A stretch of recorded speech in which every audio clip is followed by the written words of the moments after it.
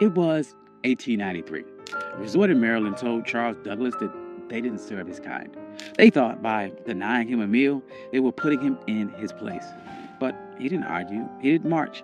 He walked down the beach, found the property line, and bought 40 acres right next door. He didn't ask for a seat at the table. He bought the ground the table was sitting on. This is the story of how Charles Douglass turned a restaurant rejection into the first black municipality in the state of Maryland. This is One Mike Black History, and if you like stories like this, you can find more stories like this at onemikehistory.com. But without further ado, let's get started. To understand this heist, you have to understand the insult. It was August of 1893. The Chesapeake Bay was the playground for Washington and Baltimore's elite. The system at the time called the place Bay Ridge. It was known as the Queen of Chesapeake. It was a grand hotel, massive boardwalk, and a restaurant that promised the finest dining on the East Coast. Charles Douglass and his wife Laura, they weren't there to make trouble. They were blackocracy. Charles was a high-ranking official at the Treasury Department. He was polished, he was wealthy, and he was a veteran.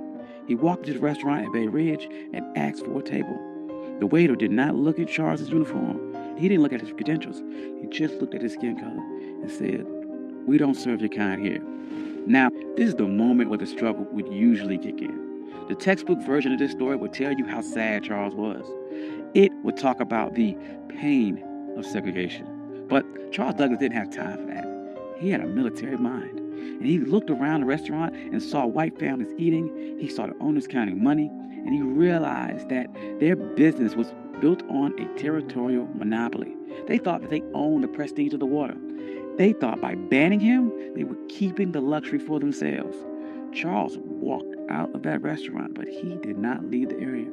He walked down the beach, he crossed the property line, and he stood on the dirt right next to the people that insulted him. He was looking at a 40-acre tract known as Bashir's Farm. It was rugged, overgrown patch of coastline. To the owners of Bay Ridge, it was a waste of space. To the system, it was unimproved land. But to the Colonel, it was the high ground. Charles Douglass knew something the owners of Bay Ridge didn't. The system is only as strong as its borders. Bay Ridge was a fortress of whiteness, but the walls ended at the property line. If Charles could control the land right next to them, he didn't need their permission to exist. He could create a parallel world that Jim Crow laws of public accommodations could not touch. See, in 1893, separate but equal wasn't even legal doctrine yet. That would not happen for another 3 years with Plessy versus Ferguson. But the private property doctrine was already ironclad. The law of the land said that a man could do whatever he wanted with the dirt that he owned. Charles realized that public space was a trap. If you relied on the public to treat you fairly, you were a beggar. But if you owned the private, you were sovereign. So he went to the owner of the 40-acre farm, a man by the name of Daniel Bashirs. He didn't ask for a favor. He brought money. He offered him $5,000 cash. In 1893, that was an astronomical sum. It was roughly the equivalent of about $175,000 in today's money. But the strategic value was worth millions. Bashirs took the money. He signed the deed. And on that day, the Queen of Chesapeake lost its monopoly. Charles Douglass didn't just buy a farm. He bought the gateway to the bay. He went to the restaurant owners who refused him a sandwich, and he didn't say a word. He just started building. And the first thing Charles did wasn't build a resort for the masses. He built a fortress for his legacy. He built a home for his father, Frederick Douglass. He called it the Twin Oaks. But he didn't just build it anywhere. He positioned the home with military precision. Frederick Douglass had been enslaved on the eastern shore of Maryland. He looked across these same waters as a boy, dreaming of a world where he wasn't property. So Charles Douglass designed Twin Oaks so his father could sit on that property and look directly across the Chesapeake at the very shore where he was once owned. This was psychological warfare. It was a message to the system that if you didn't lose a slave, you lost the entire coastline. Frederick Douglass never got to spend a full summer there because he died in 1895. But the receipt was still filled. The Douglass name was now etched into the land in the deeds of Maryland. But Charles was not done. He knew that one house was an anomaly. But an entire empire is a network. So he began subdividing the land, and he didn't sell it to just anyone. He targeted the sovereign class. He sold lots to black doctors, black lawyers, black engineers, black poets in D.C. and Baltimore. He created a neighborhood where the white-only signs of Bay Ridge were relevant. By the turn of the century, Highland Beach wasn't just a place to swim. It was a black think tank.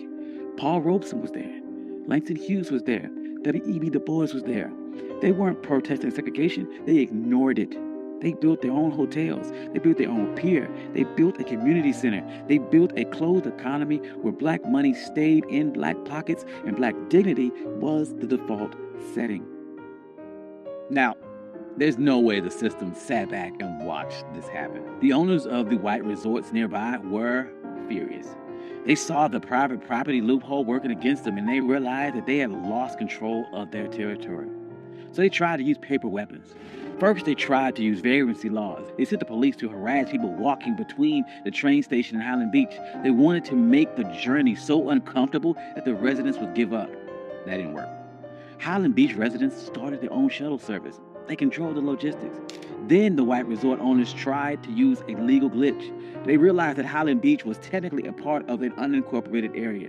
They thought they could use local zoning boards to condemn the land or pass an ordinance that would tax the Douglass family into bankruptcy. They tried to treat Highland Beach like a nuisance, but the residents of Highland Beach were some of the smartest people in the state. They knew that in America, the ultimate hack for land was municipal status. In 1922, they executed their final move of the heist. They petitioned the state of Maryland to become an unincorporated town. They didn't want to be a neighborhood. They wanted to be government.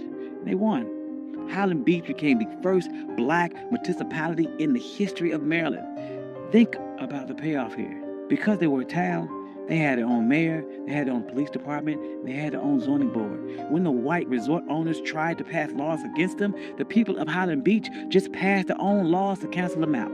They weren't marching and asking for civil rights. They were exercising their statutory power. By the 40s and 50s, Highland Beach was the summer Apollo. While white Maryland was obsessed with keeping its beaches segregated, Highland Beach was outproducing them culture and social capital. But the winds, they are changing, and the system shifted. It's tragic. In 1964, the Civil Rights Act passed and the public accommodations were integrated. On paper, this was a victory.